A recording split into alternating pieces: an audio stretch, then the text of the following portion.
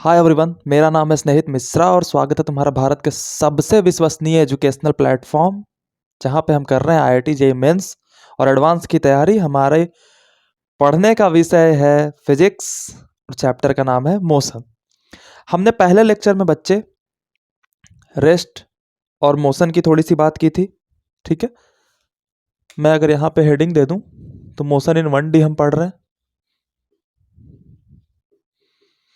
ठीक है। अभी मैंने 1D की कहीं पे बात नहीं किया, बट मोशन इन 1D इस चैप्टर का नाम है, ठीक है। इसके पहले वाले लेक्चर में हमने बात की थी बच्चा रेस्ट की एंड मोशन की।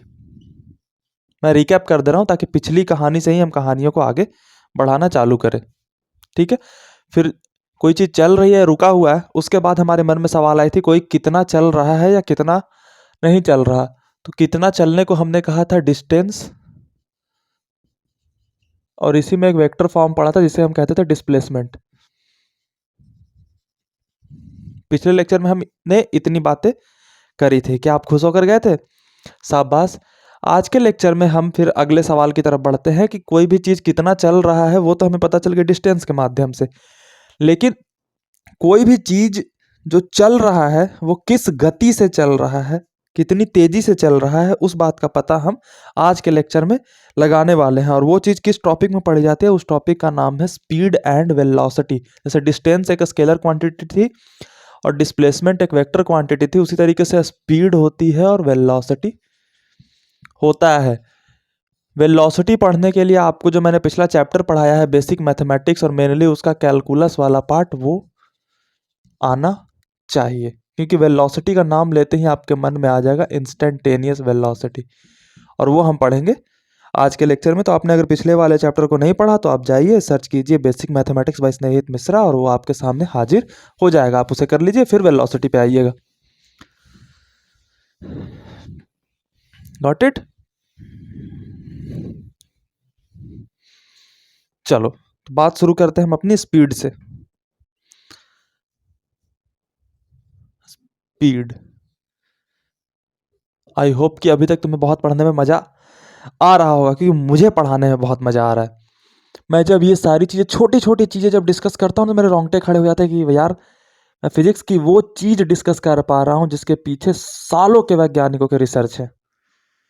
स्पीड से काम चल सका था हमारा, हमने वेलोसिटी क्यों बनाई, कारण है उसके। तो मैं जब वो चीजें डिस्कस करता हूँ ना तो मुझे बहुत खुशी होती है। देखो स्पीड क्या होती है, सिंपल सी मैं बात अगर तुम्हें फील दिलाने की कोशिश करूं तो मैं फील दिलाता हूं। एक है मोहन, एक है सोहन, ठीक है। दोनों को 5 किलोमीटर चलना है, ठीक। मोहन ने इस 5 किलोमीटर को 10 मिनट में कवर किया और सोहन ने इस 5 किलोमीटर की यात्रा को 20 मिनट में कवर किया, ठीक। अब मैं तुमसे एक आम भाषा में सवाल पूछता हूं कि बच्चा बताओ किसकी स्पीड ज्यादा तुम्हें लग रही है। अभी तुम्हें टेक्निकल डेफिनेशन ऑफ स्पीड नहीं पता, बट तुम बताओ कि 5 किलोमीटर दूरी तय करनी थी, मोहन और सोहन दोनों को टारगेट दिया स्नेहित सर ने कि जाओ दौड़ के आओ, तुम्हारा वेट बढ़ते जा रहा है। तो मोहन 10 मिनट में तय करके आ गया और सोहन 20 मिनट में तय करके आ गया। तो किसकी स्पीड ज्यादा लग रही है तुम्हें? आम बोलचाल की भाषा से महसूस करने की कोशिश करो। बिल्कुल सही, मोहन की। क्यों? क्योंकि मोहन ने कम समय में ज्यादा दूरी तय की, यानी कि इसने कम समय लिया दूरी को तय करने में, इसने ज्यादा समय लिया दूरी को तय करने में, ठीक है। यानी कि इसने दूरी में जो बदलाव है वो कम समय में तय किया, 5 किलोमीटर का जो बदलाव है वो कम समय में तय किया, और इसने दूरी में जो बदलाव है वो ज्यादा समय में तय किया। यानी कि स्पीड की अगर हम भावना को समझ के उसे डिफाइन करना चाहें तो हमारे मन से जो भावना निकलती है वो यह हमें बतलाती है कि द रेट ऑफ, जहां पे रेट की बात आ गई वहां पे कैलकुलस हमारा घुसेगा। The rate of change of distance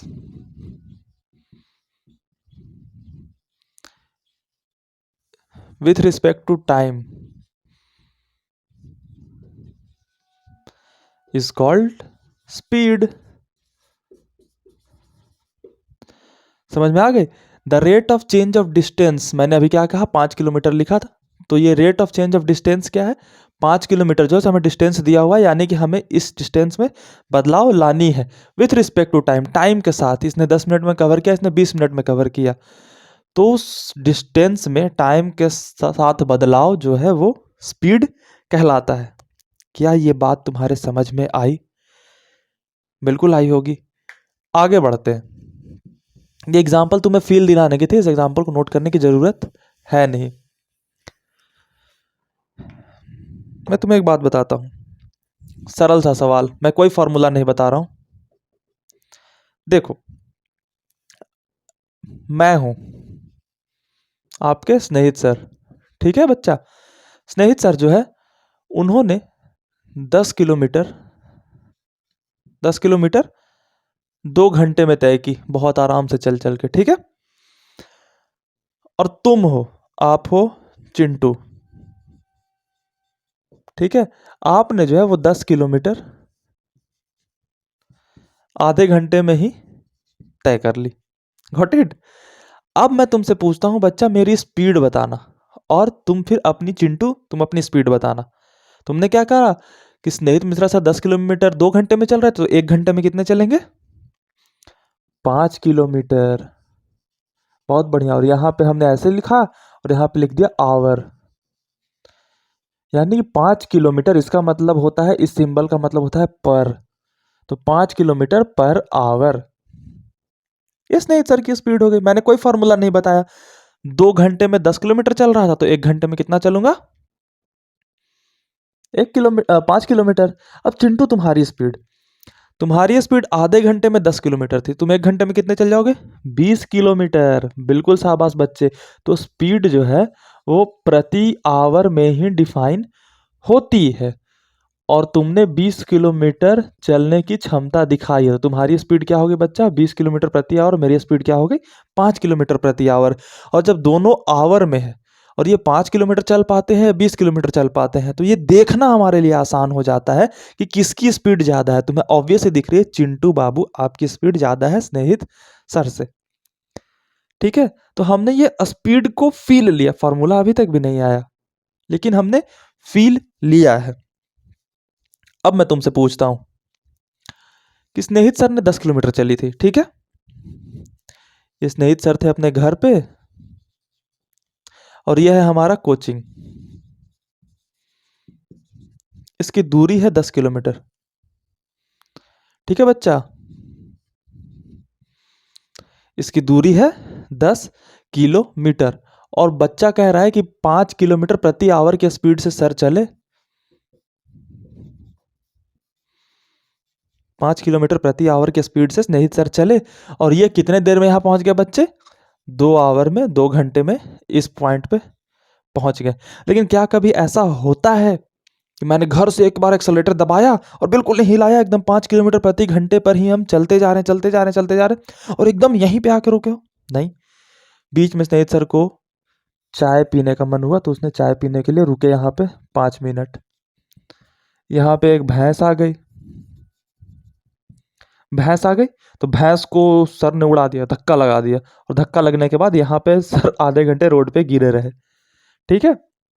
लेकिन चिंटू जो था वो यहाँ पे सर को बोलता है सर चलिए, और चिंटू यहाँ फिर पहुंच के देखता है कि सर तो 2 घंटे में पहुंच गए। तो चिंटू के हिसाब से पूरे रास्ते में सर की जो स्पीड है वो 5 किलोमीटर प्रति घंटा रही होगी, है ना, क्योंकि रास्ते में सर के साथ क्या हुआ चिंटू को पता नहीं है। लेकिन वास्तविकता क्या है, सच्चाई क्या है? सच्चाई क्या है? इस नहीं सर यहाँ से 5 किलोमीटर प्रति घंटा पे चले, यहाँ पे चाय पिया, यहाँ पे थोड़ा तेज गति से चले होंगे, मान लो 6 किलोमीटर पर आवर से चले होंगे, यहाँ पे भैंस से टकराए, यहाँ पे 7 किलोमीटर पर आवर से चले होंगे, ठीक है। यानी कि स्पीड जो है वो हर जगह पे सेम नहीं है। गॉट इट बच्चा? स्पीड हर जगह पे सेम नहीं है। लेकिन हम जब मैथमेटिकली कैलकुलेट कर रहे हैं कि सर 2 घंटे लगे आपको 10 किलोमीटर की यात्रा तय करने में, तो 1 घंटे में आप 5 किलोमीटर प्रति घंटा के रफ्तार से चल रहे होगे, तो सच्चाई तो नहीं है ना वो? सच्चाई तो ये है 6 किलोमीटर बीच में यहाँ पे चाय पीने के लिए रुके, यानी कि 0 किलोमीटर पर आवर की यहाँ पे स्पीड हो गई। रुके होने का मतलब 0 किलोमीटर प्रति घंटा की स्पीड हो गई, और ये 2 आवर हो गए, ठीक है। तो 2 आवर में हमने इतना कवर किया। अब मैं तुम्हें दो टर्म बताता हूं जो मैंने कैलकुलस पढ़ाते हुए आपको समझाई थी। वो टर्म्स क्या थे बच्चे, कि यहां बच्चा है और यहां बच्चा है, पूरी की पूरी उसने दूरी को कंसीडर की और जितना समय लगा उससे भाग लगा दिया, तो मुझे एक स्पीड मिली। पूरी की पूरी दूरी कितनी थी, 10 किलोमीटर, और समय कितना लगा, 2 घंटा। तो आया कितना, 5 किलोमीटर प्रति आवर। Got it. ये 5 किलोमीटर प्रति आवर पूरे रास्ते की सच्चाई नहीं है, बीच बीच में स्पीड बदला मेरा। तो ये जो स्पीड आई बच्चे, इसे हम बोलते हैं average speed. Average speed Chintu, है ना। और ये जो बीच बीच की वास्तविकता है कि इस मोमेंट पे 6 किलोमीटर प्रति घंटे की रफ्तार से थी, इस मोमेंट में 7 किलोमीटर प्रति घंटे की रफ्तार से बाइक चला रहे थे सर, इस मोमेंट पे 0 किलोमीटर प्रति घंटे से थी। तो ये जो खास मोमेंट पे है, खास मोमेंट पे है, इस मोमेंट्री स्पीड को बोलते हैं इंस्टैंटेनियस स्पीड। यानी खास इंस्टेंट पे जो स्पीड है वो क्या थी सर की, यानी कि इस इंस्टेंट पे पूछा जाए कि यहां पे सर की स्पीड क्या थी, तो यहां पे तुम बताओगे कि 7 किलोमीटर पर आवर थी स्पीड सर की। तो इसे हम क्या कहते हैं कि स्पीड एट एनी मोमेंट, खास मोमेंट पे स्पीड जो होती है वो इंस्टैंटेनियस स्पीड कहलाती है। लेकिन एक पूरी खास दूरी के लिए, एक दूरी के इंटरवल के लिए जो हम स्पीड निकालते हैं उसे हम कहते हैं एवरेज स्पीड। ये हुआ रफ डायग्राम, बिना किसी फॉर्मूले के, बस तुम्हें फील दिलाने की कोशिश। अब जब भी तुम इमेजिन करोगे, स्नेहित सर बाइक लेकर घर से निकले, बीच में चाय वाला मिला और भैंस वाला मिला। चाय वाले मोदी जी नहीं, चाय पिलाने वाला, चाय छीन लेने वाले नहीं, मिले, यहां से यहां हम पहुंचे, और तुम्हें इमेजिन हुआ कि चिंटू यहां खड़ा था, यहां खड़ा था, उसने कैलकुलेट किया तो 5 किलोमीटर पर आवर आया, लेकिन ये आइडियल स्पीड थी। बीच में चाय वाले मिले, बीच में भैंस वाला मिला, सब टकरा गए, वहीं पे रुके रहे, फिर थोड़ा तेज से बढ़ना पड़ा तो सर आगे की तरफ बढ़े। तो इसी कॉन्सेप्ट से दो स्पीड का जन्म होता है, जिसे हम बोलते हैं average speed and instantaneous speed. तो इसको अब हम मैथमेटिकली लिखने की कोशिश करते हैं, क्योंकि एग्जाम में हमारे मैथमेटिकल आने वाला है, ये फीलिंग वाली है, इससे तुम्हारे जेई एडवांस के सवाल सॉल्व होंगे, और जो मैं अब लिखवाने वाला हूं उससे तुम्हें जेई मेंस के सवाल सॉल्व होंगे। तो पहले मैंने जेई एडवांस के कंटेंट तुम्हें पढ़ाई, अब तुम्हें जेई मेंस वाली पढ़ाता हूं। जहां भी रेट की बात होगी बच्चे, वहां पे दो चीजें आएंगी ही आएंगी, एक एवरेज और एक इंस्टेंटेनियस। मैंने कैलकुलस पढ़ाते हुए ही तुम्हें फील करवाया था, बट जो बच्चे पढ़ के वहां से नहीं आए हैं, मैं उन्हें ये महसूस नहीं होने देना चाहता कि वो कुछ छोड़ के आए हैं, तो मैं उन्हें यहीं पे बैकअप ले लूंगा। जहां पे भी रेट आती है वहां पे दो चीजें आती ही हैं, एक एवरेज स्पीड और एक इंस्टेंटेनियस स्पीड। सबसे पहले स्पीड की यूनिट क्या होती है बच्चे,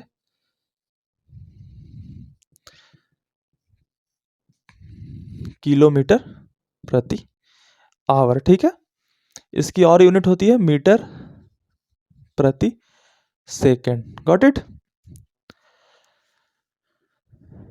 ये स्केलर है या वेक्टर, तो rate of change of distance with respect to time. Distance क्या है स्केलर, टाइम क्या है स्केलर, तो स्केलर अपॉन स्केलर स्केलर, तो speed is an scalar quantity.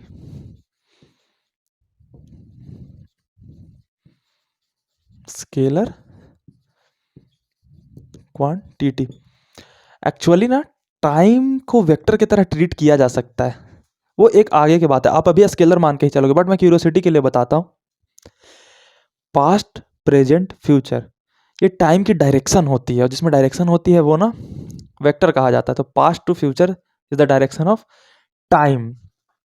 लेकिन यहाँ पे हम उस तरीके की यूज नहीं करते, पास्ट प्रेजेंट और फ्यूचर में बाइफरकेट नहीं करते, यहाँ पे हमें 2 मिनट और 2 मिनट जोड़ के 4 मिनट बताना होता है, तो वो स्केलर की तरह ट्रीट होता है। Speed is an scalar quantity. Got it. अगली बात करते हैं एवरेज स्पीड और इंस्टेंटेनियस स्पीड की, जिसकी कॉन्सेप्ट को हमने अभी समझा है। पहले बात करते हैं average speed.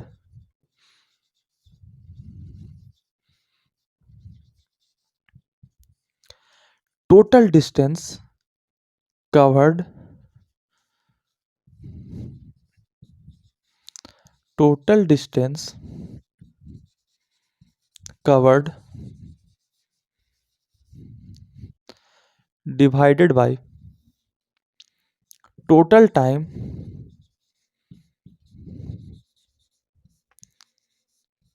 Taken to cover the distance, to cover the distance. ये क्या होती है बच्चे? ये एवरेज स्पीड की डेफिनेशन होती है। क्या मेरे बच्चे इतनी बात समझ में आई?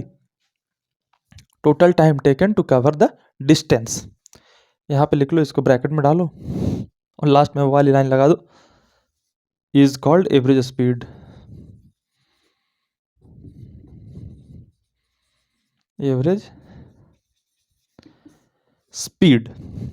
उदाहरण के तौर पे, ठीक है, एक सवाल है कि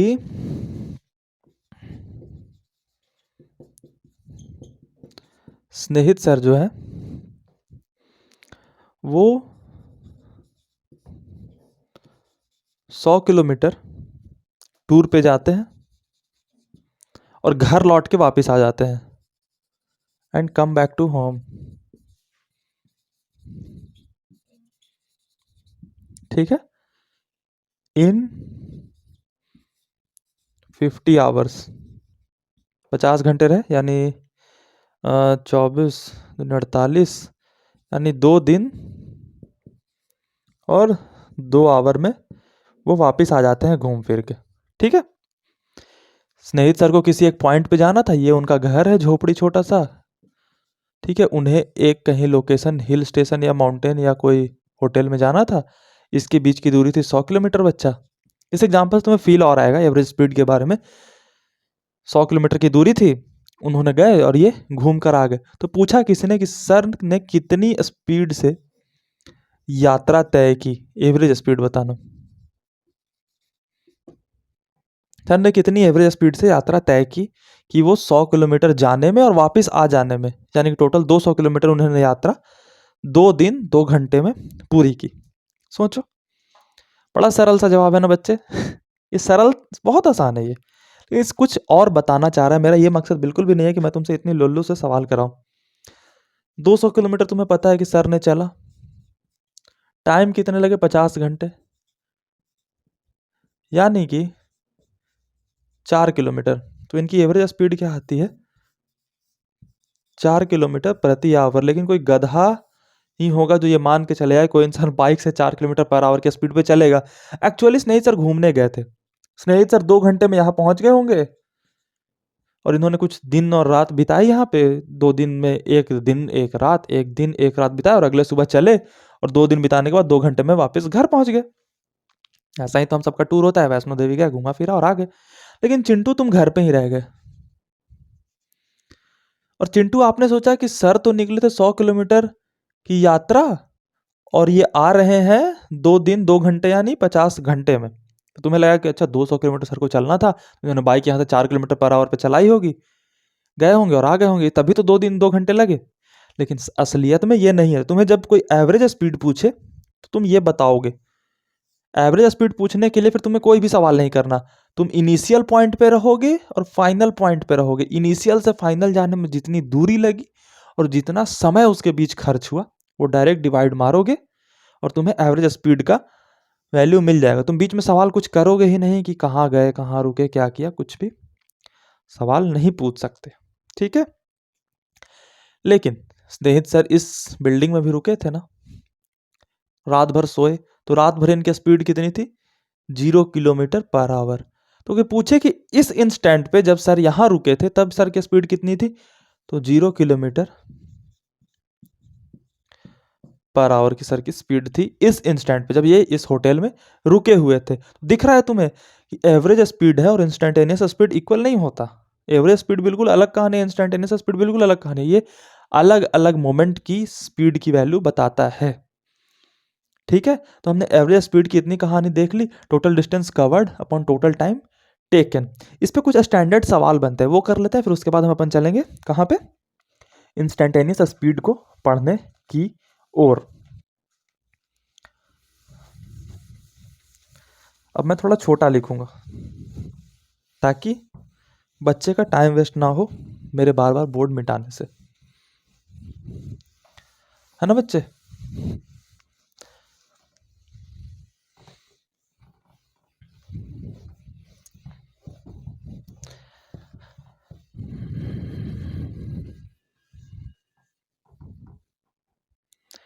सम स्टैंडर्ड क्वेश्चंस ऑन स्पीड, जो कि एग्जाम में पूछे जाते हैं कभी कभी। पहले तो एवरेज स्पीड की फॉर्मूला जो थी वो लिख लेते हैं। एवरेज स्पीड का फॉर्मूला क्या था? टोटल डिस्टेंस, ये बेसिक है, इसी को याद रखना, अपॉन टोटल टाइम। ठीक है। क्वेश्चन नंबर 1, ए पॉइंट है, बी पॉइंट है, ठीक है, इसके बीच में एक पॉइंट है सी। Got it. ये ए से सी तक जो है बच्चा वो दूरी है x1, सी से बी तक दूरी है x2, ये जाने में लगता है t1 और ये लगती है दूरी t2 सी से बी जाने में। ठीक है। तो आपको बताना है बच्चे एवरेज स्पीड की वैल्यू कहाँ से कहाँ तक, ए से बी तक जाने में क्या होगी। सोचो, total distance upon total time, तो टोटल डिस्टेंस कितना है? x1 है प्लस x2 है, टोटल टाइम कितना लगा? t1 प्लस t2, और ये हो गई हमारी average speed, total distance upon total time. दूसरा सवाल,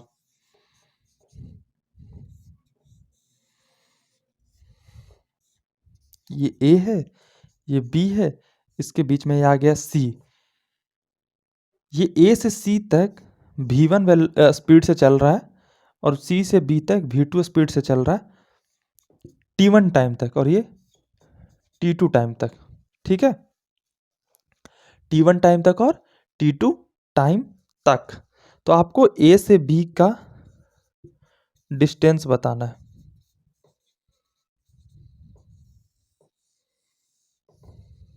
ए से बी का डिस्टेंस बताइए।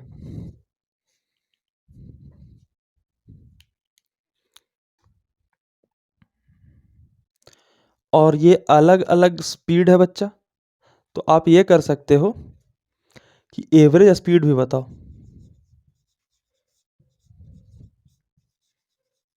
क्योंकि ये स्पीड अलग है, ये स्पीड अलग है, लेकिन मैंने क्या कहा, चिंटू को पता ही नहीं कि बीच में स्पीड चेंज भी हुआ। चिंटू तो यहाँ बैठता है और यहाँ बैठता है डायरेक्ट, रात को यहाँ बैठा, सुबह यहाँ बैठा, इसको t1 time t2 time total time लगे और डायरेक्ट मैथमेटिकली निकाला टोटल डिस्टेंस। इससे फर्क नहीं पड़ता आपने बीच में v1 से v2 स्पीड भी बदली है।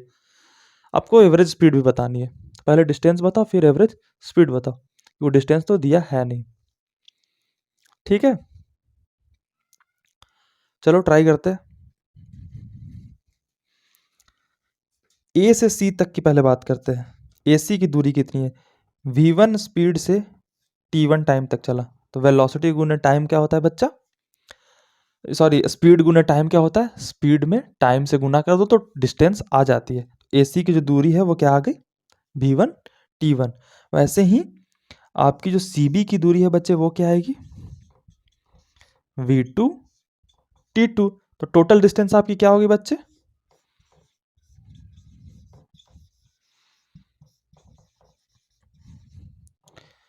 टोटल डिस्टेंस आपकी क्या हो गई?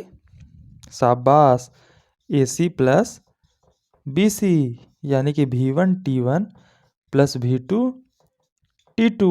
ये आ गया एक्सप्रेशन आपके टोटल डिस्टेंस का। ठीक है, अब आपको एवरेज स्पीड निकालनी है, तो एवरेज स्पीड का क्या फॉर्मूला हमने निकाल रखा है? एवरेज स्पीड का फॉर्मूला हमने निकाल रखा है total distance upon total time. ये किसका है? एवरेज स्पीड का है। आप शॉर्ट फॉर्म समझ रहे हो ना? शाबाश। तो टोटल डिस्टेंस हमने कितनी निकाल रखी है? v1 t1 plus v2 t2। और टोटल टाइम कितना लगा? टाइम तो स्केलर है तो direct t1 plus t2, t1 plus t2 हमारा लगा है। तो ये हमारा एक्सप्रेशन आ गया एवरेज स्पीड का।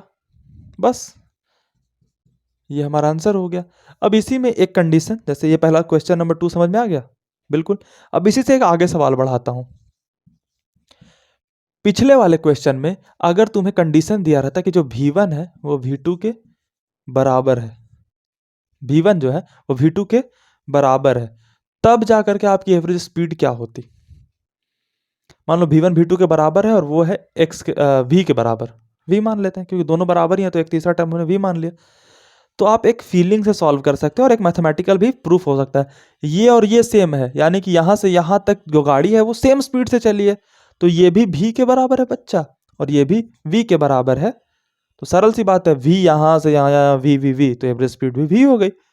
मैथमेटिकल करने की कोशिश करते हैं।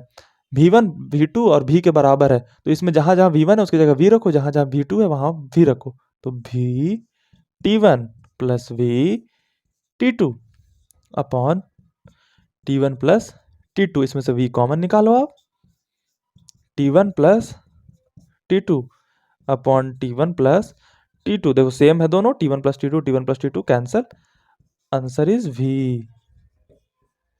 समझ में आई? ये v कोई टर्म नहीं है, v के आप लास्ट में मीटर पर सेकंड या जो भी टर्म में आपका यूनिट दिया रहेगा वेलोसिटी का वो लगा लोगे, इसमें भी मीटर पर सेकंड लगा लेना।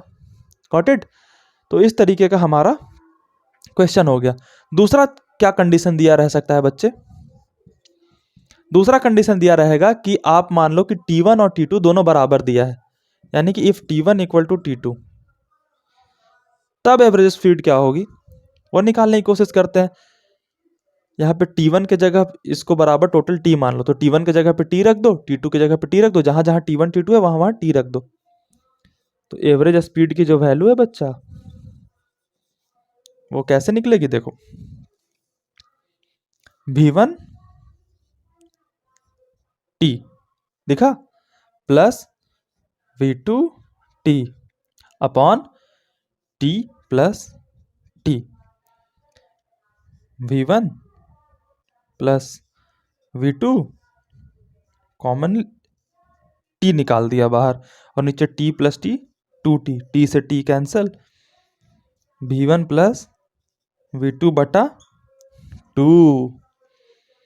ये फॉर्मूला आपको याद रखना है कब?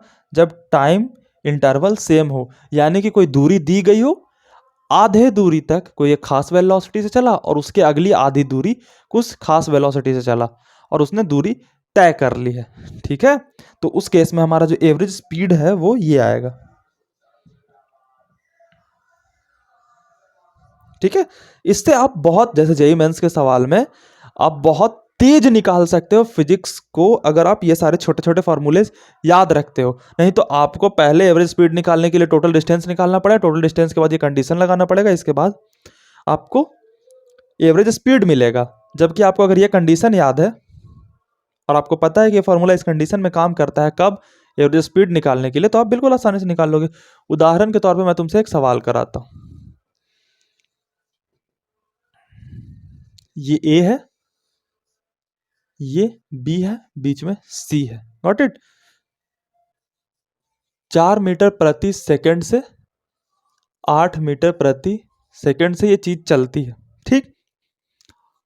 ये जो है वो 4 मीटर प्रति सेकंड से 3 सेकंड तक चलती है, और ये चलती है ये भी 3 सेकंड तक, और ये जो है वो पूरी की पूरी दूरी तय कर लेती है। तो आप बताओ बच्चे कि एवरेज स्पीड क्या होगी? ठीक है, इसको मैं दो तरीकों से बताऊंगा। एक तो गोलू बच्चे वाले तरीके से, जो कि ये फॉर्मूला याद नहीं रखेगा और पूरे प्रोसेस के थ्रू बनाएगा, जिसका पक्का है कि एक सवाल छूटेगा ही, क्योंकि फिजिक्स सबसे लेंदी आती है ना, तो फिजिक्स में अगर आप समय बचा लेते तो आप महान आदमी हो। तो एक तो गोलू बच्चे वाले तरीके से, और एक मेरे स्नेहित मिश्रा बच्चे वाले तरीके से। मैंने अपने लिए इतनी जगह बनाई है, मैं इतने में सवाल को सॉल्व करूंगा, और गोलू बच्चे वाले तरीके से कैसे होगा? शुरुआत में हम सभी गोलू होते हैं, मैं भी गोलू था, लेकिन गोलू से स्नेहित मिश्रा बच्चे वाले तक का ही पहुंचना तो खेल है सारा ना, क्योंकि सिलेक्शन यहाँ पे होगा। ये तो आपको फील दिलाएगी, ये भी इंपॉर्टेंट है, क्योंकि कहीं फंस गए तो जे एडवांस में लटक जाओगे, तो ये भी फील करना है। तो जो भी कोई अगर गोलू बच्चा है तो वो समझे ना कि वो पीछे है। पहले तो वो बच्चा निकालेगा, उसको दिखेगा कि एवरेज स्पीड है, ठीक है? तो उसके मन में एक जिज्ञासा उठेगी कि सर जी, एवरेज स्पीड का तो फार्मूला सर ने बताया था total distance upon total time, तो वो पहले फार्मूला लिखेगा। फार्मूला लिखना बहुत अच्छी बात होती है शुरुआत में, बाद में नहीं। स्वामी विवेकानंद ने कहा था कि मंदिर जाना बहुत अच्छी बात है, लेकिन छोटे बच्चों के लिए, एक उम्र के बाद आपको मंदिर नहीं जानी चाहिए। तो फार्मूला लिखना बहुत अच्छी बात है, स्नेहित मिश्रा सर ने कहा है, लेकिन एक प्रैक्टिस के बाद फार्मूले नहीं लिखने चाहिए। आप शुरुआत कर रहे हो तो फार्मूले लिखो। टोटल डिस्टेंस, उसे दिखेगा डिस्टेंस कहीं दिया नहीं है, तो डिस्टेंस वो निकालेगा, स्पीड गुना टाइम करके प्लस स्पीड गुना टाइम करके, और टोटल टाइम कितना है 3 गुना 3 सॉरी 3 प्लस 3 6 सेकेंड।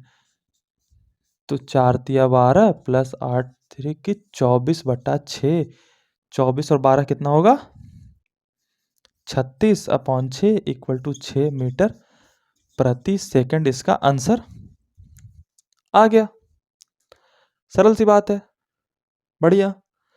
इसने निकाला गोलू बच्चे वाले मेथड से पूरा का पूरा एवरेज टोटल डिस्टेंस निकाला, वेलोसिटी गुने टाइम और वेलोसिटी गुने टाइम करके।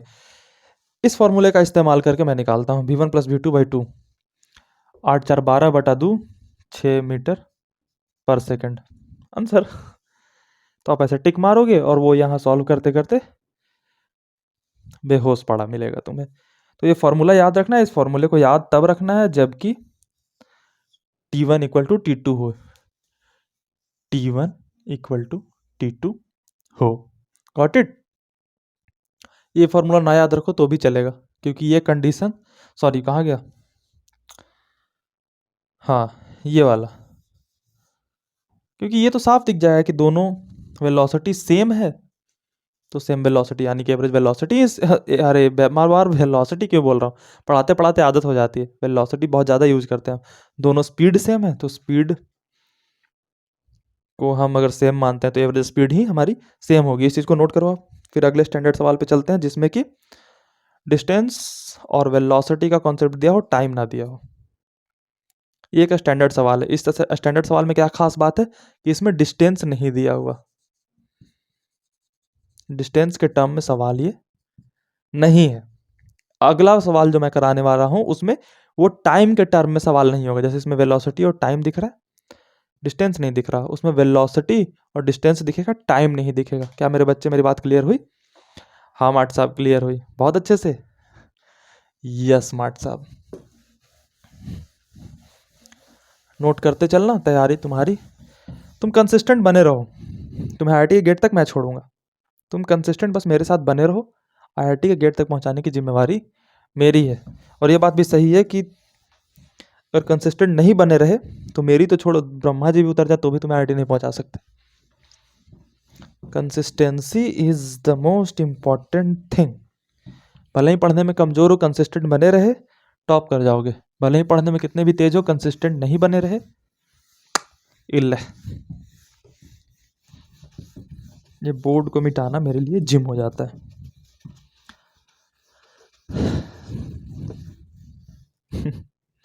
शुरू करें। स्टैंडर्ड सवाल नंबर 2। स्टैंडर्ड सवाल नंबर 2, एसएस मतलब स्टैंडर्ड सवाल। ये कोई ए है पॉइंट, ये कोई पॉइंट बी है और बीच में आ गया सी मेरा, ठीक है। V1 से चला, V2 से चला, ये दूरी थी S1 और ये दूरी थी S2, ठीक है। इसमें क्या है, इसमें टाइम नहीं दिख रहा, टाइम इज इनविजिबल, ठीक। आपसे पूछा गया पहले तो बताओ टोटल टाइम टेकन,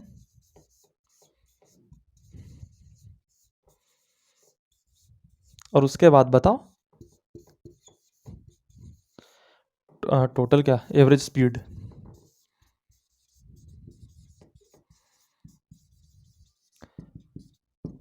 क्योंकि एवरेज स्पीड निकालने के लिए आपको टोटल टाइम निकालना होगा, तो एक सवाल का हिस्सा हो गया टोटल टाइम बताओ, और जब टोटल टाइम निकलेगा तो टोटल एवरेज स्पीड भी निकाल दोगे। मैं स्क्रीन से हट रहा हूं ताकि तुम्हें दिख पाए चीजें। शाबाश बच्चों, निकाल लिया। बहुत आराम से ये चीज तुमसे सॉल्व होनी चाहिए थी यार, हो गई होगी आई थिंक। टोटल टाइम कैसे निकलेगा, इसने S1 दूरी को क्या किया है, V1 स्पीड से ट्रेवल किया है। तो मैंने क्या बताया था कि जो स्पीड है वो क्या है, डिस्टेंस बटा टाइम, ठीक है। तो हमें टाइम निकालना है, टाइम निकालना है यानी कि डिस्टेंस बटा स्पीड, ठीक है। तो A से C तक जाने में टाइम कितना लगा, TAC। तो A से C तक का डिस्टेंस कितना है S1 और स्पीड कितना है V1, गॉट इट। B से C तक, सॉरी C से B तक जाने में कितना लगा, तो डिस्टेंस है s2 और स्पीड है v2। ये दोनों टाइम आ गए। तो अब हमें टोटल टाइम निकालना है। तो टोटल टाइम कितना होगा बच्चा? टी टोटल क्या होगा? ए से सी तक जाने में कितना टाइम लगा और सी से बी तक जाने में कितना टाइम लगा, ये होगा हमारा टोटल टाइम। तो टी ए से सी के लिए हमने कितना निकाला है? S1 अपॉन V1 और सी से बी तक जाने के लिए कितना निकाला है? S2 upon V2। ये हो गया टाइम टोटल। Got it? तो ये हमारे टोटल टाइम का एक्सप्रेशन आ गया। सरल सी बात है। अब हमें निकालना है एवरेज स्पीड। एवरेज स्पीड मतलब total distance upon total time. Average speed कहाँ से कहाँ तक के बीच का? ए से बी के बीच का, पूरी यात्रा का। तो टोटल डिस्टेंस कितना हो गया बच्चा? S1 plus S2 total distance हो गया। उसके बाद हमें क्या निकालना है? Total time.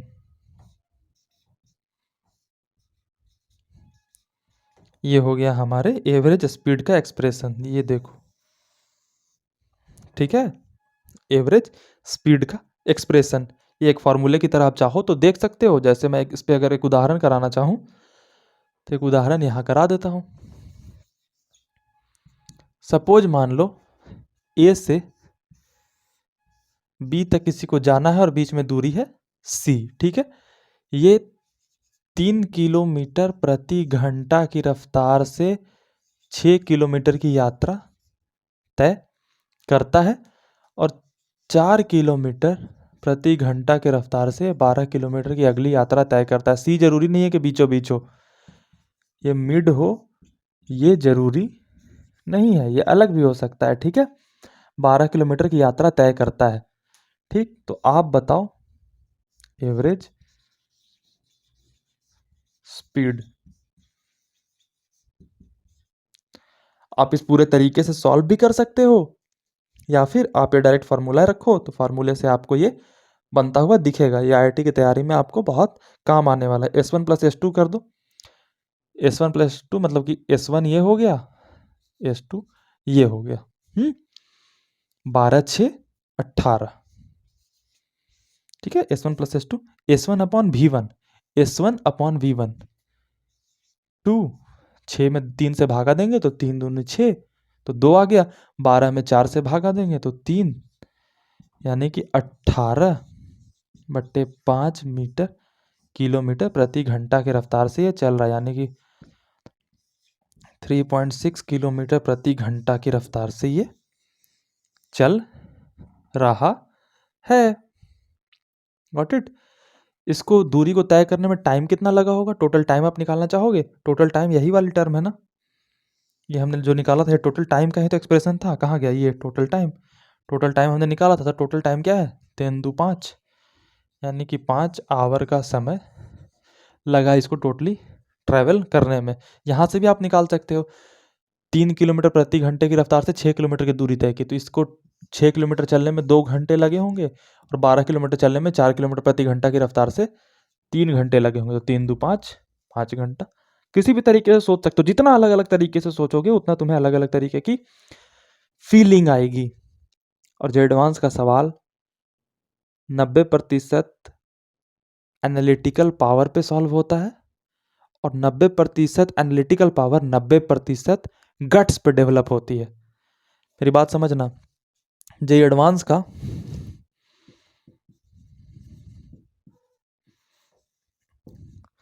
जो 90% सवाल होता है वो एनालिटिकल स्किल पे डिपेंड करता है कि एनालिटिकल स्किल से सॉल्व होगा, और 90% एनालिटिकल स्किल जो है वो आपके गट्स यानी फील पे, फिजिक्स का फील कैसा है उस पर डिपेंड करती है कि आपको एनालिटिकल स्किल कैसे डेवलप होगा। सबसे पहले आपको 90% गोलू बच्चा होना पड़ेगा। अगर आप 90% स्मार्ट बच्चे होकर बैठते हो पढ़ने, नहीं सीख पाओगे। आप अपने आप को मान के चलो कि आप गधे हो, आप अपने आप को मान के चलो कि आपको कुछ नहीं आता है, तब मैं कुछ सिखा पाऊंगा। नहीं तो मेरी सारी ऊर्जा तुम्हें गलत साबित करने में ही चली जाएगी। तुमने जो फिजिक्स पढ़ कर आए हो उस फिजिक्स के माध्यम से तुम जेईई एडवांस के 90 सवाल सॉल्व कर सकते हो, लेकिन 90 के 90 गलत। एक आजकल वो चल रहा है, मैंने मीम देखा था, उसमें बहुत अच्छे से समझाता है। I am very fast at mathematics, एक बच्चे का क्लेम आता है। दूसरा बच्चा बोलता है सच्ची? तो वो कुछ सवाल पूछता है कि बताओ 17 × 34 कितना होगा, तो उसने बोला 206। तो फिर जिसने सवाल पूछा उस बताता है कि ये तो गलत था, बट ये बोलता है हाँ गलत था लेकिन फास्ट था। तुम भी चाहे एडवांस के 90 सवाल सॉल्व कर दो गलत फिजिक्स सीख के, लेकिन 90 के 90 गलत। और यही होता है मैक्सिमम के साथ, कि फीलिंग आती रहेगी यूट्यूब से पढ़ के कि तुमने सीखा है बट गलत सीखा है। धीरे धीरे मैं सोच रहा हूँ कि कैसे जल्दी जल्दी फिजिक्स पढ़ाऊँ तुम्हें, ताकि जो तुम्हें ये सर्कल बनाएगा ना, तुम्हें फील होगा कि तुमने सीखा तो सब था, फिर एडवांस में नंबर कहाँ कट गए। कटते हैं जब गलत कॉन्सेप्ट बताया जाता है, जब बताया जाता है कि quantization of charge Q equal to NE होता है। जब मैं इलेक्ट्रोस्टैट पढ़ाऊंगा तो बताऊंगा कि नहीं होता, और उस पर कौन से जे एडवांस के सवाल किस ईयर की गलत होगी वो भी बताऊंगा। फिजिक्स का नॉलेज ऐसे डेवलप नहीं होता बच्चे, धैर्य रखना पड़ता है। तुम प्रचार से बचना। ये बड़े बड़े जो कोचिंग टाइकून है, मेरे पास पैसे नहीं है प्रचार करने को, और ना ही मैं तुमसे कभी मांग रहा हूँ कि पैसे दो प्रचार करने को। तुम मेरे प्रचारक हो, तुम्हें अच्छा लगेगा, तुम्हारी कॉपी में ये चीज़ें दिखेंगी किसी और बच्चे को, तो वो खुद मेरे तक जुड़ेंगे। प्रचार से बचना। फेयर लवली लगाने से चेहरा गोरा नहीं होता, लेकिन तुम लगाए जा रहे हो क्योंकि उन्होंने इतने कॉन्फिडेंस से बोला है। कोचिंग इंडस्ट्री के जो स्टार टीचर्स होते हैं, जो सिलेक्शन रैंक देते हैं, वो कभी प्रचारक नहीं बनते। ये प्रचारक से कभी सिलेक्शन नहीं होता। कभी टॉप रैंकर के मुंह से तुमने नहीं सुना होगा कि ये पॉपुलर टीचर से मैंने पढ़ा है। वो अंडरग्राउंड टीचर होते हैं। इसलिए मैं तुम्हें सजेस्ट करता हूँ, never study from popular teachers, because popularity is the symptom of entertainment and selection is against entertainment. मैं तुम्हें एंटरटेन करने को नहीं आया, मैं कड़वा लगता हूँ ना, मैं तुम्हें एंटरटेन नहीं करता और ना ही करूँगा। इस चीज़ को देखो, ये हमने डेवलप कर ली। अब इस पे कुछ कुछ कंडीशंस हम और डेवलप करते हैं, जिससे कि तुम तेज सॉल्व करो, तेज कैलकुलेशन करो। ठीक है, कंडीशन नंबर 1,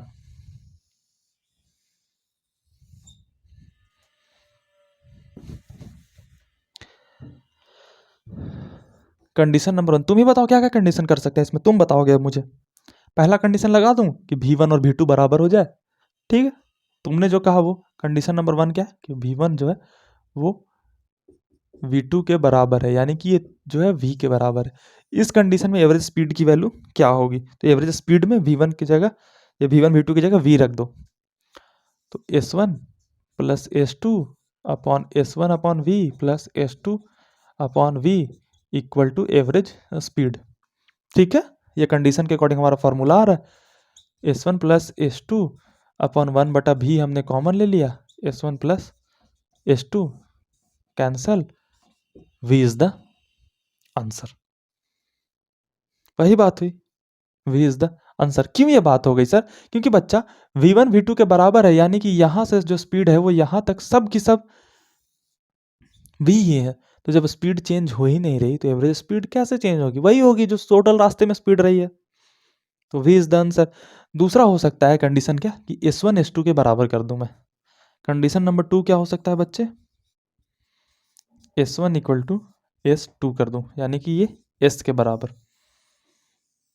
ठीक है, इसमें क्या कर सकते हैं कि एवरेज स्पीड का जो फॉर्मूला था S1 प्लस S2, उसमें S रख दिए, S upon V1 plus S upon V2। Got it? 2S, और ये क्या हो जाएगा 2S upon S, 1 upon V1 plus 1 upon V2, S से S cancel, 2V1 V2 upon V1 plus V2, average speed की वैल्यू आ गई। ये कैसे आया? एलसीएम ले लो तो V1 V2 आएगा नीचे में, ऊपर में V1 V2 आ जाएगा, और ये एलसीएम को ऊपर ले जाओगे तो V1 V2 ऊपर आ जाएगा, 2V1 V2 upon V1 plus V2 होने वाला है। Got it? तो ये आपको दूसरा वाला याद रखना है। पहला वाला तो आपको दिख जाएगा एग्जाम में कि पूरे रास्ते की वेलोसिटी एक है, स्पीड एक है, तो आप सही कर ले जाओगे। और ऐसा सवाल इस पर जनरली आता नहीं है। इस पर जनरली उन सब एग्जाम में कॉमेड के या WBJE बस वो भी ये सब नहीं पूछते। इस पे आ सकता है, इस पे आ सकता है। मैं इस पे एक उदाहरण स्वरूप तुम्हें प्रश्न कराना चाहूँ, कहाँ करा डालूं? जगह नीचे कराऊं? ठीक है, नीचे थोड़ा सा सवाल है, ऊपर कराता हूं। दूसरे कंडीशन पे करा रहा हूं। ए सी बी कंडीशन क्या था? डिस्टेंस दोनों बराबर है, यानी कि ये 4 किलोमीटर है तो ये भी 4 किलोमीटर है। Got it? 4 4 किलोमीटर हुआ और वेलोसिटी बराबर नहीं है, यानी कि ये 1 किलोमीटर प्रति आवर से इसने ट्रेवल किया और इसने 2 किलोमीटर प्रति आवर से 4 किलोमीटर अगला ट्रेवल किया। तो बताइए इसकी एवरेज स्पीड क्या थी? क्या थी? ये देखो, इस वाले टर्म में तुम्हें कहीं भी डिस्टेंस वाला टर्म दिख रहा है? ये 4 किलोमीटर, ये 4 किलोमीटर दिख रहा है? नहीं दिख रहा ना? नहीं दिखेगा। उससे एक बहुत खास चीज़ है, पहले इसका आंसर निकालता हूँ। एवरेज स्पीड की वैल्यू इस फॉर्मूले से अगर निकालें, तुम इससे भी निकाल के देख लेना, मैं गोलू बच्चे वाला तरीका अभी नहीं बता रहा। इससे निकाल के देखें तो 2v1 v2 तो 2 गुने 1 गुने 2 बटा v1 + v2, 4/3 किलोमीटर प्रति घंटा इज द स्पीड। कौन सा वाला? एवरेज वाला। ठीक है, तो ये हमने कर लिया। अगर यहाँ पे बच्चा ये 4 किलोमीटर की जगह पे हम 6 किलोमीटर कर दें और इसे भी 6 किलोमीटर कर दें, तो क्या आंसर आएगा? तो भी सेम ही आंसर आएगा मार्ट साहब, क्योंकि एवरेज स्पीड की जो फॉर्मूला है उसमें डिस्टेंस पे डिपेंड ही नहीं कर रहा है एवरेज स्पीड। कब? जब आधे आधे दूरी यानी कि s1 = s2 हो। जबकि हमने शुरुआत में क्या पढ़ रखा था कि एवरेज स्पीड जो होती है वो टोटल डिस्टेंस अपन टोटल टाइम होती है। तो क्या ऐसी कंडीशन जिसमें कि हमें 2 भाग में यात्रा को तय करना हो और दोनों भागों का जो दूरी है वो सेम हो, बराबर हो, तो क्या उस कंडीशन में भी दूरी पे डिपेंड करेगा average speed? Answer will be no. वो इस फॉर्मूले से दिख रहा है। जबकि अगर एक गोलू बच्चा है जिसने मुझसे पढ़ाई नहीं की, तो उसका मास्टर उसे यहीं तक बता के छोड़ेगा और यहीं तक बता के छोड़ेगा, तो इस सवाल में उसकी गलती हो जाएगी। असर्शन रीजन में पूछा जा सकता है। Average speed total distance upon total time. अच्छा, डिस्टेंस तो होता ही है, तो डिस्टेंस तो हर कंडीशन में आएगा। नहीं आता ना मेरे मित्र, कहाँ आ रहा है? ये चीज आपको ध्यान रखनी है। ठीक है, आगे बढ़ते हैं। मिटा दूं? चलो मिटाता हूँ, 1 सेकंड हट जाता हूँ बोर्ड से, फिर मिटाता हूँ ताकि तुम नोट कर पाओ। 3 तक काउंट करूंगा। हमने इतना खेल स्पीड पे भी अभी किया ना यार। चलो, ये होता है जब आप कंटेंट देने लगते हो, फिर बच्चे को रुकना पड़ता है। जो अच्छे बच्चे होते हैं वो रुके रहेंगे और जिन्हें वो लग रहा होगा वो फिर वन शॉट वाली वीडियो पे चले जाएंगे। जाओ, मैं नहीं कह रहा अगर तुम्हें वहाँ सिलेक्शन हो रही है तो आप बिल्कुल जाइए बच्चे, लेकिन सिलेक्ट हो जाना, मैं ये चाहता हूँ। मैंने नहीं करवाया सिलेक्ट आज तक, मेरी कमजोरी है। शायद मैं किस दिन ऐसा कैपेबल हो पाऊँ कि मैं वन शॉट पढ़ा के मैं सिलेक्ट करवा पाऊँ, क्योंकि मैं चूना नहीं लगाऊंगा, ये बात है। मैं जब तक कैपेबल नहीं हो पाता वन शॉट पढ़ा के सिलेक्शन करवाने में, या मैं नहीं देख लेता किसी बच्चे को अपनी आंख से वन शॉट पढ़ के सिलेक्ट होते हुए, मैं वैसी धांधली नहीं करूंगा कभी। नहीं होता यार, नहीं होता। ये कैसे जे एडवांस है ये?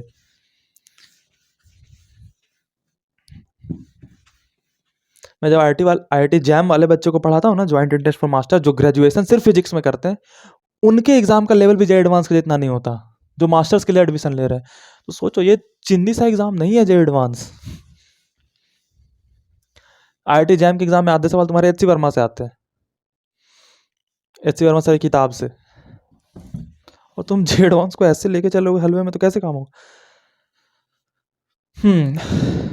हमने एवरेज स्पीड की बात कर ली, इंस्टेंटेनियस स्पीड की बात करते हैं थोड़ी सी।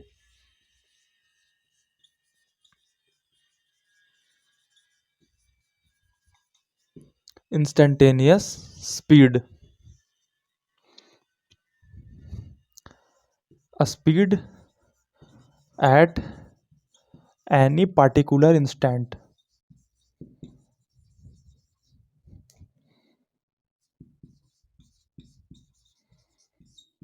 इज कॉल्ड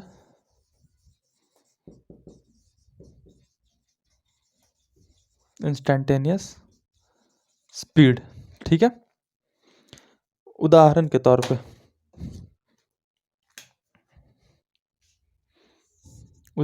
पे speed at 4 second of journey, मतलब कि अगर कोई बंदा जो है वो ए से बी तक जाने में 10 सेकंड लगाता है, तो 4 सेकंड पर जब वो था तो उस टाइम उसकी स्पीड क्या थी। ये चीज बताएगा कौन? Instantaneous speed. स्पीड इंस्टेंटेनियस का मतलब क्या होता है? D S upon D T. यहाँ पे आता है आपका कैलकुलस, या फिर इसे कह सकते हैं delta S upon delta T, where delta T tending to zero. यानी कि ये जो चेंज इन टाइम है ये बहुत छोटा हो, स्मॉल, वेरी वेरी स्मॉल। ठीक है, तो यहाँ पे आपको आता है कैलकुलस का यूज। कैसे ये आता है वो मैंने बेसिक मैथमेटिक्स में समझा रखा, बट वहाँ नहीं भी जा रहे हो तो आपका यूज यही है, D S by D T, differentiation थोड़ा बहुत आता होगा ना, अब इस्तेमाल करके इसको निकाल पाओगे। ये भी क्या हो गया? स्केलर हो गया।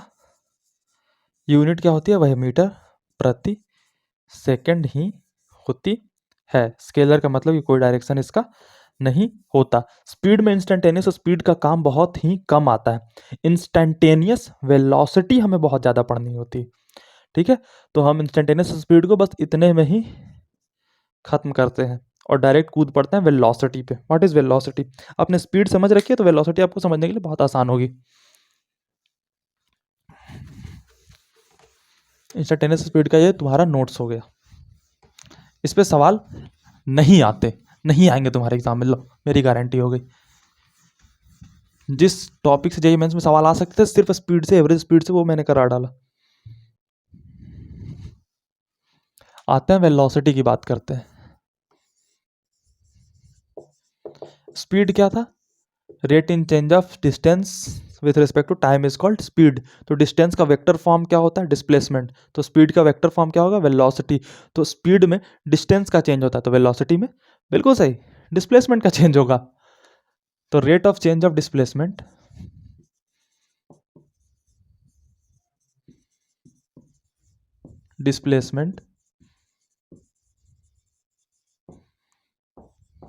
इज, या with respect to time is called velocity. अच्छा हाँ, पिछले वाले में एक और चीज़ समझाना मैं रह गया। इंस्टेंटेनियस स्पीड और इंस्टेंटेनियस एवरेज स्पीड और इंस्टेंटेनियस स्पीड में, कि जो हमारे बाइक का स्पीडोमीटर होता है वो जब हम एक्सेलरेट करते हैं तो वो बढ़ता है और जब धीरे करते हैं तो घट जाता है। तो वो ये नहीं बताता कि एवरेज स्पीड बाइक की क्या है, वो ये बताते हैं कि उस मोमेंट पे उस बाइक की स्पीड क्या है। यानी कि स्पीडोमीटर जो होता है वो इंस्टेंटेनियस स्पीड को मेजर करने के काम आता है। किसी जो काम का आता है बच्चे? इंस्टेंटेनियस स्पीड को मेजर करने के काम आता है। तो उसमें एक पॉइंट लिख देना नोट दे के, speedometer is use to measure the instantaneous speed of a vehicle, bike या एनीथिंग। वो मेंस में पूछ सकता है, फैक्चुअल क्वेश्चन है, मेंस में ना पूछे तो आप और भी इंजीनियरिंग एग्जाम दोगे उसमें पूछ सकता है। और फिजिक्स के लिए इंपॉर्टेंट बात है इसलिए मैं बता रहा हूँ। Rate of change of displacement with respect to time is called velocity. यानी कि वेलोसिटी बराबर क्या होगा? चेंज इन डिस्प्लेसमेंट, डिस्प्लेसमेंट के ऊपर वेक्टर लगा दिया अपन चेंज इन टाइम। वेलोसिटी के अगर ये कौन सी क्वांटिटी है बच्चे? ये वेक्टर क्वांटिटी है। यानी कि इसके पास क्या होगी? Magnitude and direction. क्या होगी? Magnitude and direction. मैग्नीट्यूड तो हम change in displacement upon change in time से निकाल लेंगे। डायरेक्शन किससे निकालेंगे बच्चा? डायरेक्शन वेलोसिटी की वही होती है जो डिस्प्लेसमेंट की होती है। तो direction is same as of displacement.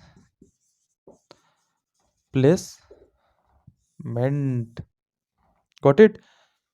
अब ये भी एक रेट है, ठीक है, वेलोसिटी भी एक रेट है। तो जहां जहां रेट आएगा वहां वहां दो चीजें आएंगी, एक तो एवरेज वेलोसिटी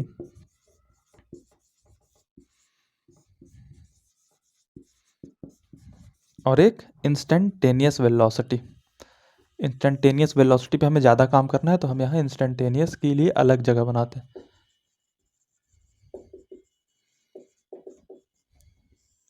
ठीक है, डिस्प्लेसमेंट के बारे में मैंने पिछले लेक्चर में पूरे आराम से तुम्हें रुक के बताई थी। आज हम उस पर चर्चा नहीं करेंगे, एवरेज वेलोसिटी के बारे में चर्चा कर लेते हैं। फॉर एग्जाम्पल, ये ए पे कोई मक्खी थी, उड़ती है और यहाँ पहुंच जाती है बी पे। ठीक, बी पे पहुंचती है, इसका डिस्प्लेसमेंट हो गया ये 2 किलोमीटर। मान लो मक्खी बहुत शक्तिशाली थी, 2 किलोमीटर तक उड़ गई 1 घंटे में। ठीक है, 2 किलोमीटर तक उड़ गई 1 घंटे में। तो ये जो एवरेज वेलोसिटी होगी वो क्या होगा, total displacement upon total time. ठीक है, या चेंज इन टाइम। तो टोटल डिस्प्लेसमेंट क्या हुआ 2 किलोमीटर और टोटल टाइम क्या हुआ 1 घंटा, तो यानी 2 किलोमीटर प्रति घंटा। और इसका डायरेक्शन क्या हो गया ए बी, यानी डिस्प्लेसमेंट के ही डायरेक्शन में। ठीक है, अगर हमें एवरेज स्पीड निकालने को कहा जाता तो हम फिर ये वाला डिस्टेंस का मेजरमेंट लेते, और डिस्टेंस का जब मेजरमेंट लेते और ये 1 किलोमीटर कहते, डिवाइड करते तो डिस्टेंस अपॉन टाइम निकाल के एवरेज स्पीड निकालते। बट हमें निकालना क्या था, एवरेज वेलोसिटी। भले ही मक्खी इस रास्ते पे गई हो, लेकिन उसने डिस्प्लेसमेंट कौन सा तय किया, यही वाला, क्योंकि सबसे शॉर्टेस्ट डिस्टेंस यही है। सबसे शॉर्टेस्ट डिस्टेंस को ही डिस्प्लेसमेंट कहते हैं। तो ये थी 2 किलोमीटर की, और 2 किलोमीटर में 1 किलोमीटर से डिवाइड लगाया, 2 किलोमीटर प्रति घंटा आई, जो कि ए बी डायरेक्शन में। ये हो गई एवरेज वेलोसिटी की कहानी। वेक्टर था तो वेक्टर में मैग्नीट्यूड होती है, बिल्कुल मैग्नीट्यूड है सर। डायरेक्शन होता है, बिल्कुल डायरेक्शन है सर। ठीक है, इंस्टेंटेनियस वेलोसिटी किसे कहेंगे बच्चे, वेलोसिटी एट पार्टिकुलर मोमेंट। ठीक है, इज कॉल्ड इंस्टेंटेनियस वेलोसिटी। मक्खी थी ए नाम की, ये जो है सो यहां से ए नाम की, ये जो है यहां से उड़ के बी तक चली गई।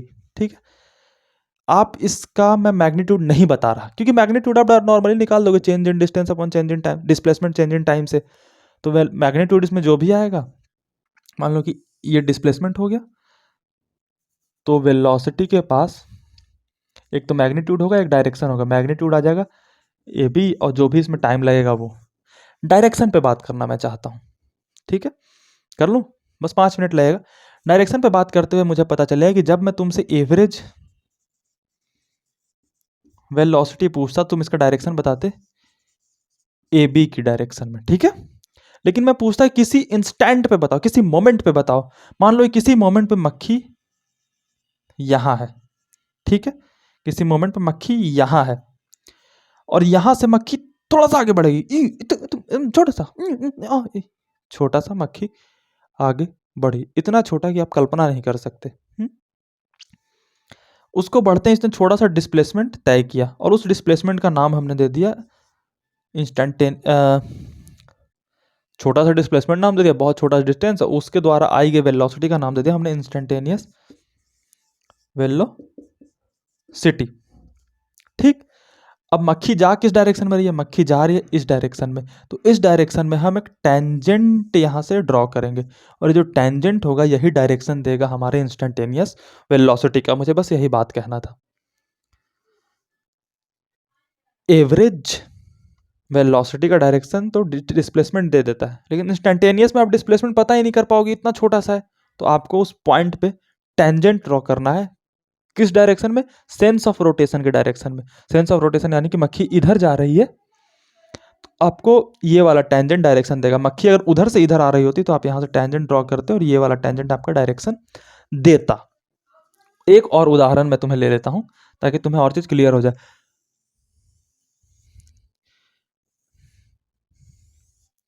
ये मक्खी आई ए से बी, ठीक है, यहां से उड़ना चालू किया और ए से बी आई, गॉट इट।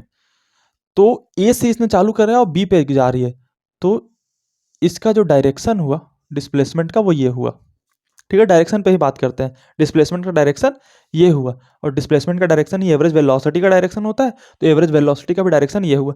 लेकिन मक्खी जब ए पर थी तो उसका इंस्टेंटेनियस वेलोसिटी का डायरेक्शन ये था, क्योंकि इस पर टेंजेंट ये वाला ड्रॉ हो रहा है। जब बी पर थी तो उसके इंस्टेंटेनियस वेलोसिटी का डायरेक्शन क्या था, ये वाला।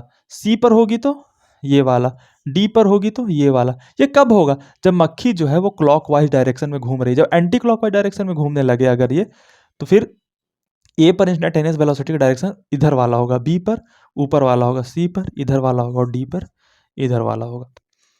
इसी को बोलते हैं सेंस ऑफ रोटेशन, किस तरफ मक्खी जा रही है। क्या मेरे बच्चे मेरी बात समझ में आई आपको? और इंस्टेंटेनियस वेलोसिटी को भी हम ds अपॉन dt से डिनोट करते हैं।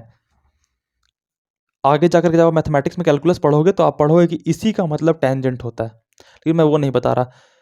ये जो है वो इंस्टेंटेनियस वेलोसिटी देती है, और इसका जो डायरेक्शन है वो टेंजेंट ड्रॉ करके हमें मिलता है। अगले लेक्चर में मैं तुम्हें वेलोसिटी के ऊपर कुछ सवाल कराऊंगा, ठीक है, सवाल कराऊंगा और तुम्हें फील दिलाऊंगा इंस्टेंटेनियस वेलोसिटी के बारे में। जो मैंने पिछले चैप्टर बेसिक मैथमेटिक्स कुछ फार्मूले बताए हैं ना, जैसे x raise to power n का nx n-1 डिफ्रेंसिएशन होता है, तो डिफ्रेंसिएशन का यूज होगा, ठीक है। और डिफ्रेंसिएशन का, ये आपको लग रहा होगा डिफ्रेंसिएशन बहुत बड़ी चीज़ है, छोटी कैलकुलेशन। पिछले अगर आपने बेसिक मैथमेटिक्स किया तो आपको फील होगा ये तो मैथमेटिक्स ऐसे ही डेवलप करते करते आती है। आप फील करोगे मैंने कुछ भी बताया नहीं है, मैंने बोला है तुम ही से निकलवाया है कि तुम साइंटिस्ट हो, बताओ अब क्या करूं, अब क्या करूं। वो लेक्चर आपको देखनी चाहिए। आज के लेक्चर में इतना ही, मिलते हैं, धन्यवाद। बहुत अच्छा लगा तुम्हें आज पढ़ा करके, मुझे इतना उत्साह मिलता है तुम्हारे कमेंट्स देख के। तुम कमेंट्स किया करो, अच्छा लगता है, वही तो मेरी ऊर्जा है ना। मैं तुमसे फी नहीं मांगता, मैं तुमसे वो कमेंट्स मांगता हूँ, प्यारे से लिख देना कुछ भी, मुझे अच्छा फील हो, कॉन्फिडेंस आए।